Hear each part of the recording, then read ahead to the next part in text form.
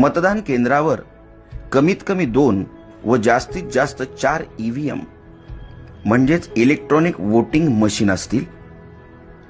तुम्हाला मतदान एकूण 4 म्हणजेच अ जागा, ब जागा, क जागा व ड जागेसाठी करणे आवश्यकच आहे। उमेदवारांच्या संख्येनुसार या 4ही जागांची आखणी ईव्हीएम मशीनवर होईल। कदाचित या 4ही जागा 2 ईव्हीएम मशीनवर आखल्या जाऊ शकतात। 4ही जागेसाठी मतपत्रिकांचे रंग वेगवेगळे दिलेले असतील।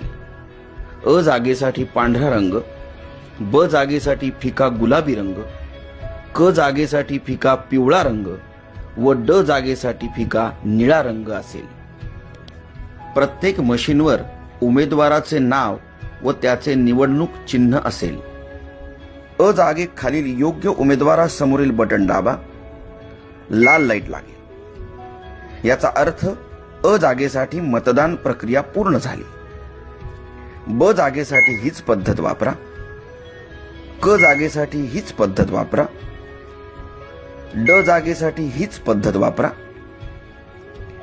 एखाद्या निवडणूक जागेसाठी उमेदवार योग्य व सक्षम वाटत नसेल तर मशीनवरील NOTA नोटा याचा अर्थ नन ऑफ अबव किंवा वरीलपैकी कोणी नाही असा होतो, ते बटन दाबू शकता। पण जरा विचार करा, कारण तुम्ही भारत देशाचे सक्षम मतदार आहात आणि तुमचं एक मत देशाचं भविष्य बदलू शकतं। तेव्हा योग्य उमेदवार निवडायचा प्रयत्न करा। ड जागेसाठी मतदान केल्यावर बजर वाजेल, याचा अर्थ तुमची 4ही जागांसाठीची मतदान प्रक्रिया पूर्ण झाली। धन्यवाद। तुमचं मत हीच तुमची ताकद।